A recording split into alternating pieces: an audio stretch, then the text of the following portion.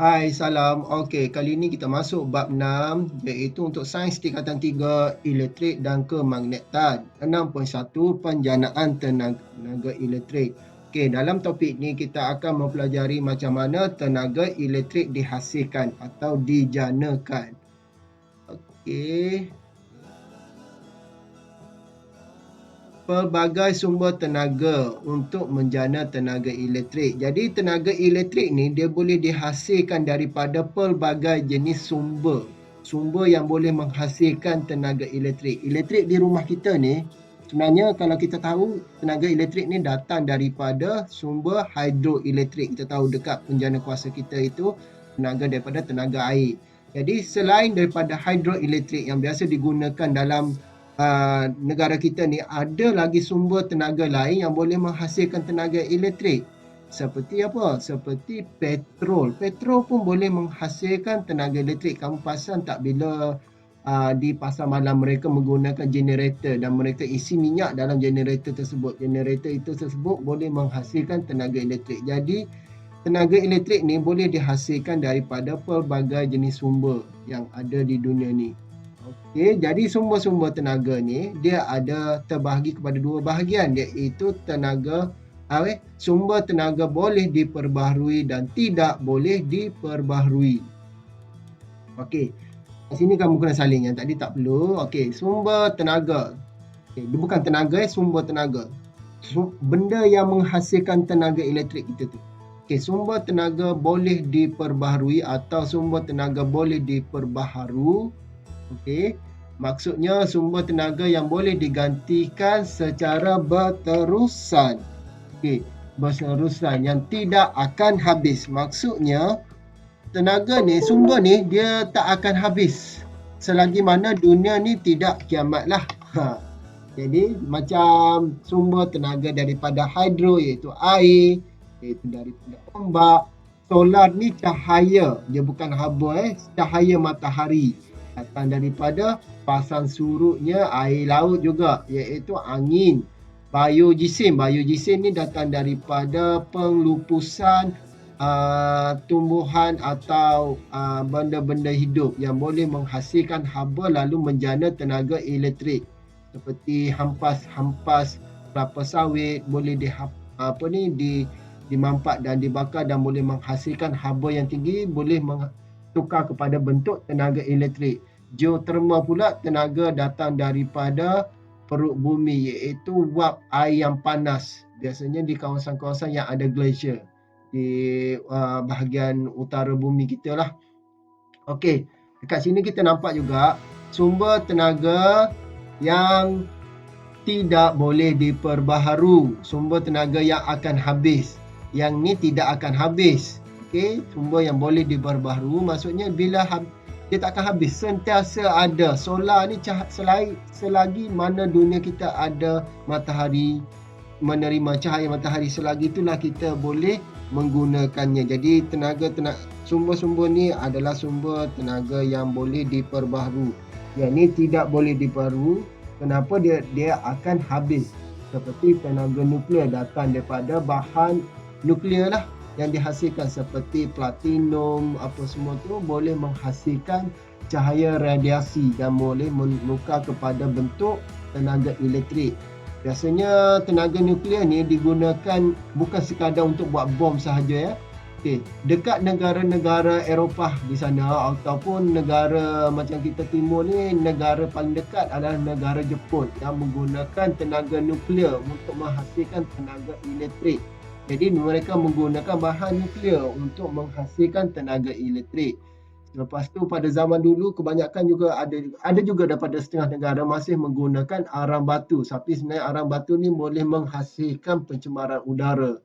Okey, arang batu ni boleh menghasilkan haba yang tinggi, boleh tukar kepada bentuk tenaga elektrik. Sama juga dengan gas asli dan juga petroleum. Keempat bahan tersebut ini adalah sumber yang tidak boleh diperbaharui. Kenapa? Mereka akan habis. Lama kelamaan bekalan tersebut akan habis. Jadi bahagian slide ni kamu kena salin. Okey, inilah tenaga hidroelektrik di mana kita datang daripada tenaga air, iaitu air yang digunakan di empangan akan turun daripada sekatan dia, akan turun ke bawah. Dia akan sebenarnya dalam bahagian bawah ni bahagian bawah empangan ni dia ada satu turbin yang besar, boleh menggerak. Bila turbin tu digerakkan, dia akan bersambung dengan penjana kuasa untuk menukarkan pada tenaga elektrik.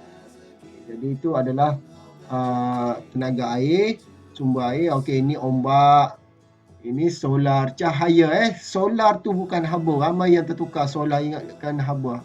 Solar tu adalah cahaya. Okey, tenaga pasang surut, angin, biogesim, bukan tenaga, sumber tenaga. Okey, minta maaf ni typing salah. Sumber tenaga, dia bukan tenaga, sumber tenaga. Lepas tu, yang ni geothermal, datang daripada perut bumi menghasilkan gas yang panas. Okey, gas yang panas daripada kawasan yang ada mata air lah. Okey, biasanya kawasan-kawasan yang ada kolam air panas, macam tu lah.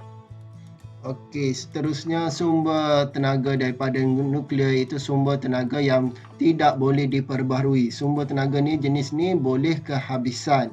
Okey, dia bukan tenaga silap ni typing dia ni. Dia bukan tenaga, dia adalah sumber. Tolong ingat tenaga ni dia macam tenaga keupayaan, tenaga kinetik, tenaga haba.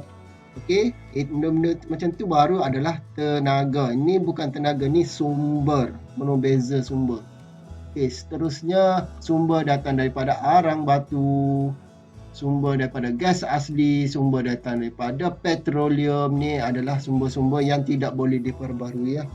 Okey, dalam sektor yang ni tak perlu salin juga, cuma kamu perlu tahu saja, sektor perindustrian biogesim iaitu menggunakan bahan-bahan tumbuhan yang telah yang telah lupus, seperti mana hampas kelapa sawit, hutan, pokok getah ni, sampah sarap ni boleh menghasilkan tenaga haba. Apabila kita bakar dia, boleh menghasilkan haba yang tinggi. Dan haba tersebut boleh tukarkan, kita boleh alihkan tenaga haba tu kepada satu laluan yang boleh memusingkan satu kipas turbin.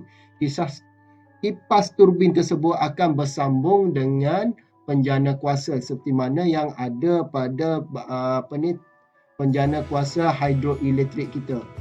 Okey, nanti kita tunjuk macam mana dia punya penjanaan kuasa. Dia macam ni. Okey, ni antara yang ada dekat dunia kita. Okey. Ni adalah dia punya turbin, kalau kita panggil engkol ni, dia akan memusingkan bila ada satu daya yang menolak. Contohnya kalau ada air kan daripada empangan, dia akan tolakkan pusingkan engkol ni. Apabila engkol pada generator ni diputarkan, satu arus yang dikenali sebagai satu aruhan dihasilkan. Bila dia berpusing macam ni, dia menggerakkan puli ni. Puli ni akan menghasilkan, siapa yang menolak benda ni? Yang menolak ni adalah daya daripada air ataupun haba yang dihasilkan daripada pemanasan apa-apa. Haba ni dia boleh hasilkan tekanan yang tinggi. Tekanan yang tinggi boleh menolak turbin ni. Turbin ni akan bersambung dengan tali sawat. Tali sawat ni akan berpusingkan kita punya model generator. Model generator kita ni akan berputar, dan satu arus yang dikenali sebagai arus aruhan akan dihasilkan. Pengaliran ni menghasilkan tenaga elektrik. Itu akan menyalakan LED. Okey. Bahagian ni cikgu nak kamu salin yang ni. Slide ni cikgu nak kamu salin. Jadi baru 2 slide kamu salin. Yang ni tak perlu juga.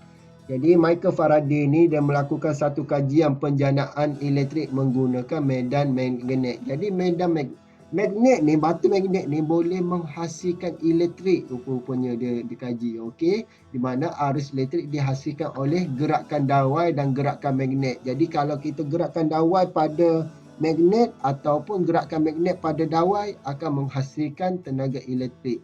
Jadi macam ni, daripada benda ni lah dah hasilnya generator tersebut, daripada ilham daripada Michael Faraday ni.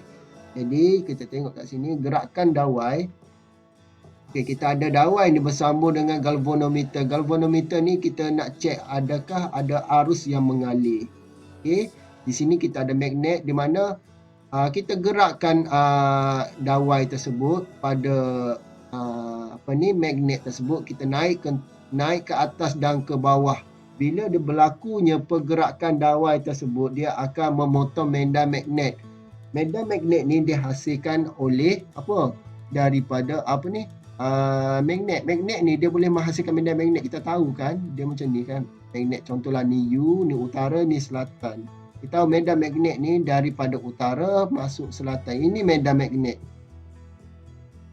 Medan magnet ni lah medan magnet. Jadi medan magnet ni lah dia diputuskan. Bila diganggu, dipotong, dia menyebabkan berlakunya elektron yang berada dalam dawai tersebut. Dalam dawai ni, dan setiap benda ada elektron. Elektron ni terganggu disebabkan oleh gangguan pada medan magnet ni. Jadi medan magnet ni telah terputus, dia menyebabkan elektron tu bergerak. Jadi elektron yang berada di dalam dawai tersebut akan bergerak. Bila dia bergerak, dia akan menolak galvanometer. Jadi meter ni menunjukkan adanya pergerakan elektron. Bila adanya pergerakan elektron, maksudnya ada cas berlaku, di mana arus elektrik akan berlaku. Sama juga kalau kita gerakkan, kita sambungkan dawai ni dalam bentuk solenoid.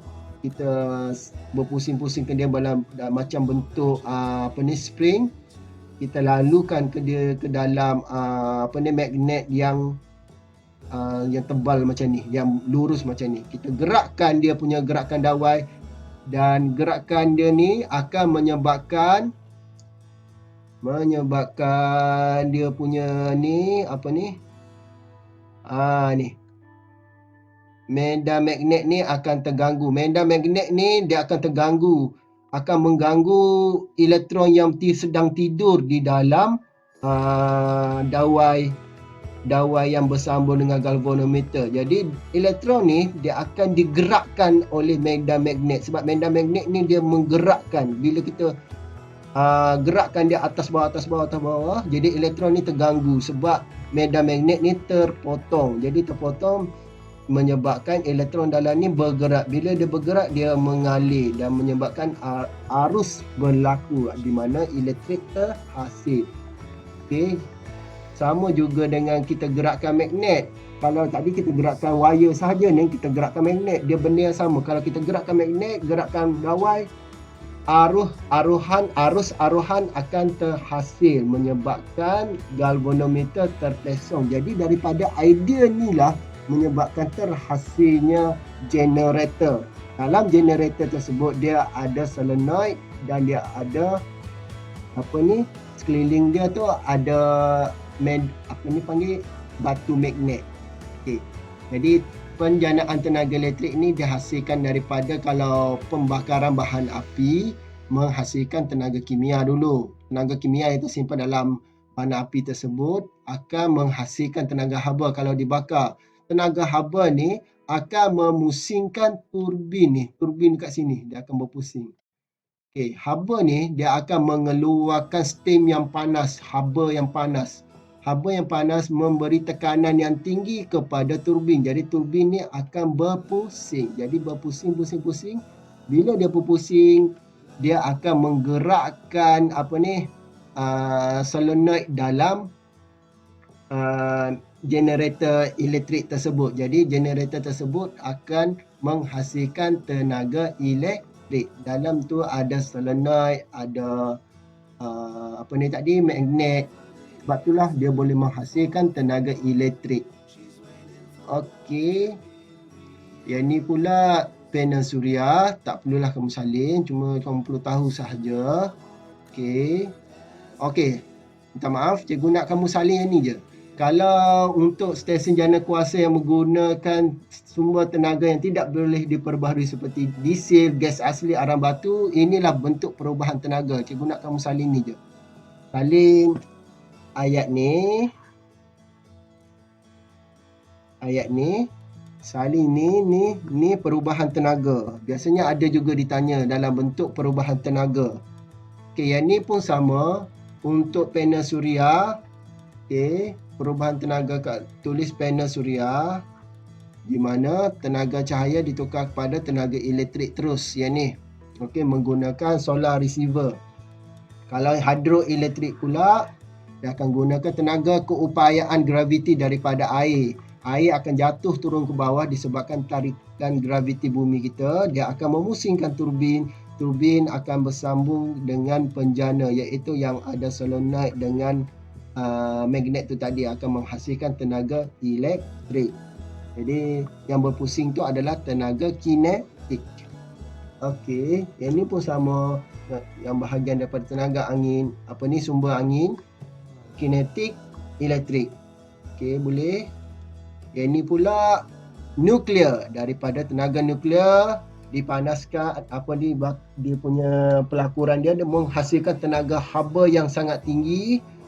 Haba ni akan memanaskan air, lalu air ni tersebut akan mengeluarkan steam yang panas, akan menolak turbin tersebut. Maksudnya dia konsep yang sama, dia akan memanaskan air dan menghasilkan steam yang panas.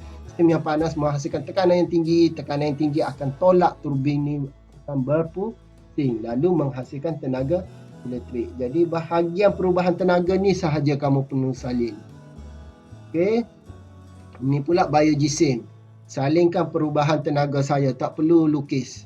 Okey, biogesim datang daripada tenaga kimia hasil daripada bahan-bahan hampa gas kita punya bahan buangan kita tu tadilah.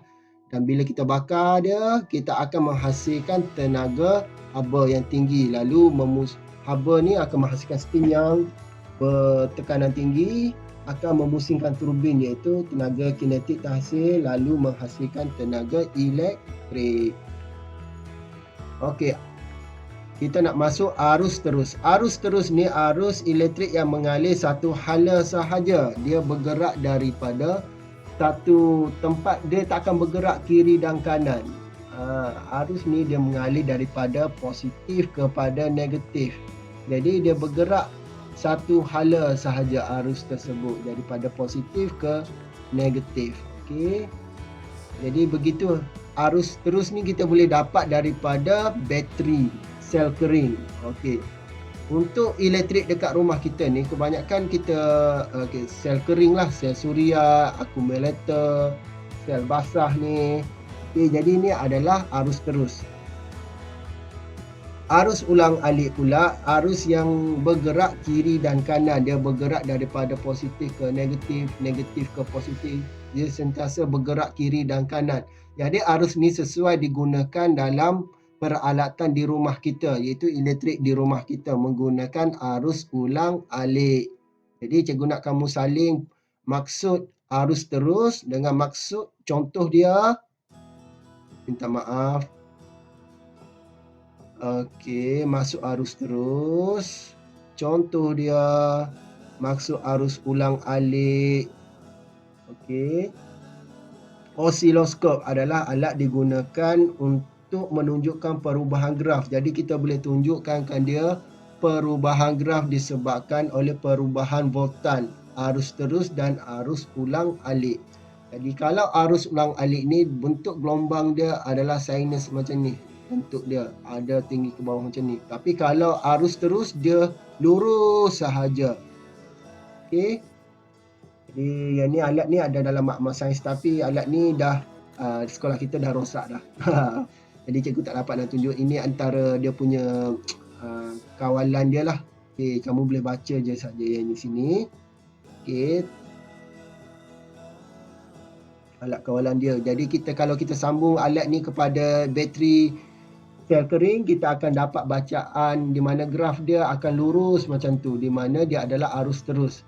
Jadi kalau kita sambung dekat elektrik yang biasa ni, dia akan jadi arus ulang-alik. Gelombang dia bentuk gelombang tu. Okey, gelombang sinus. Okey. Kita nak masuk transformer. Okey, transformer ni, jadi bahagian ni tak perlulah kamu nak salin. Osiloskop ni tak perlu, kamu baca saja. Jadi yang cikgu cara sebut tadi kamu salin baru sikit. Okey, transformer. Transformer ni kita ada dua jenis, transformer injak naik dan transformer injak turun. Jadi kamu kena salin ini. Okey. Transformer ni dia satu teras lembut berlamina, dia berlapis-lapis di mana dia ada lilitan wayar kuprum di kiri dan kanan pada transformer tersebut. Jadi transformer ni digunakan untuk menaikkan voltan dan menurunkan voltan sebenarnya kegunaan dia. Jadi dia ada gegelung premier, di sini kita panggil premier, gegelung sekunder. Jadi dekat sini gambar rajah ni adalah gegelung sekunder lebih sikit berbanding gegelung premier. Jadi dia fungsi transformer ni, kalau kamu nampak di sini gegelung banyak, ni gegelung sikit. Jadi bermaksud ini adalah transformer injak turun sebab dia menurunkan sebagai dia makin sikit dia punya lilitan dia, maksudnya dia menurunkan. Menurunkan apa? Menurunkan voltan. Jadi dia kegunaan dia menurunkan voltan ya ni.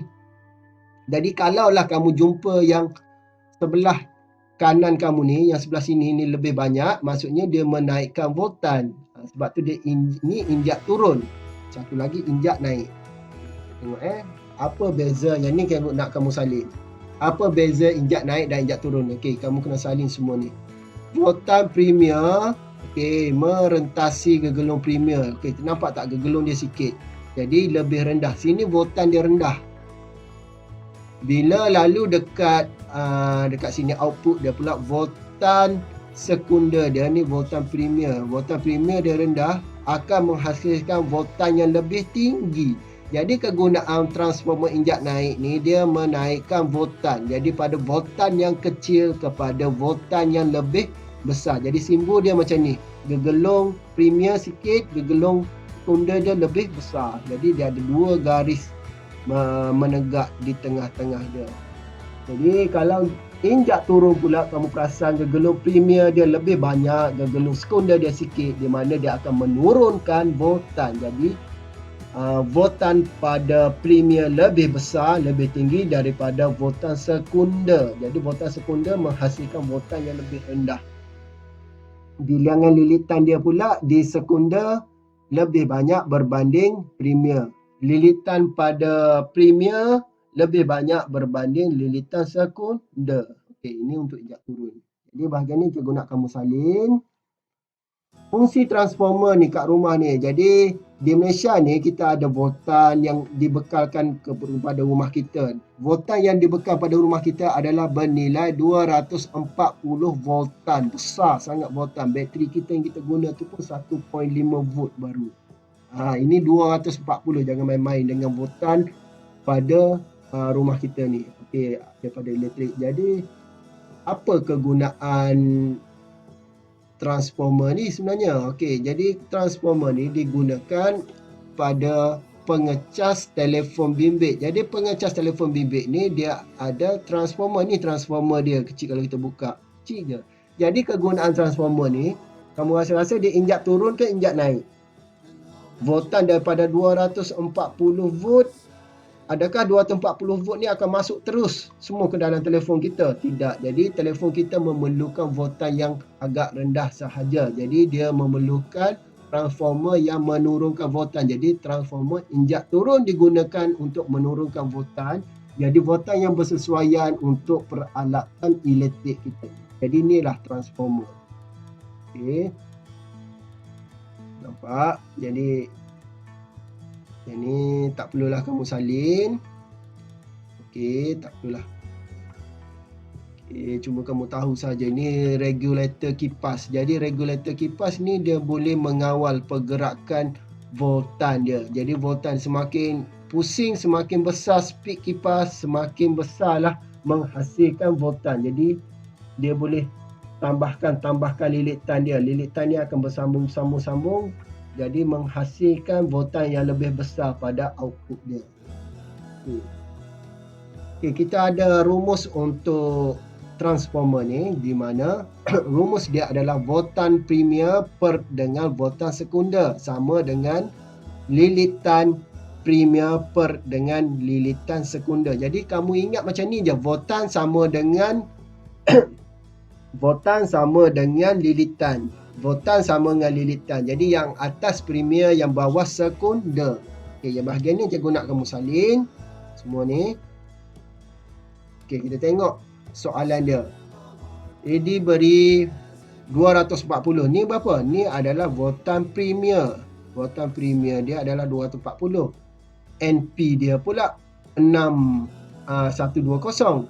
Dia suruh cari lilitan sekunder di mana voltan output dia iaitu voltan kepada sekunder adalah 40 volt. Jadi masukkan ke dalam formula di mana Vp per dengan Vs NP per NS. Jadi masukkan voltan premier. Voltan premier kita tu tadi dibekalkan 240.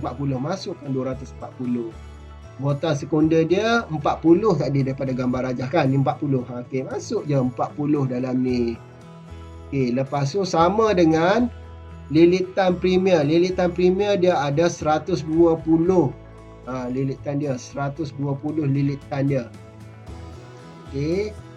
Lepas tu bahagi dengan lilitan sekunder. Jadi ini adalah matematik di mana bahagian bawah ni darab atas, yang ni darab ni.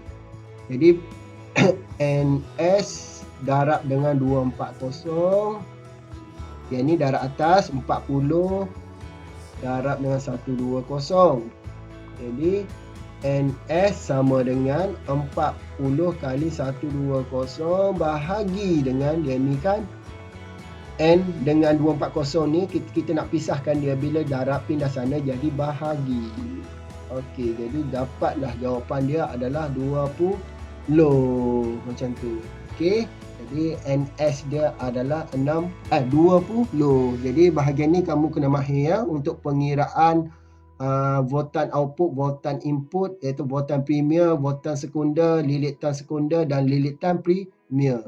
Okey, sampai situ sahaja untuk slide kali ini. Salam.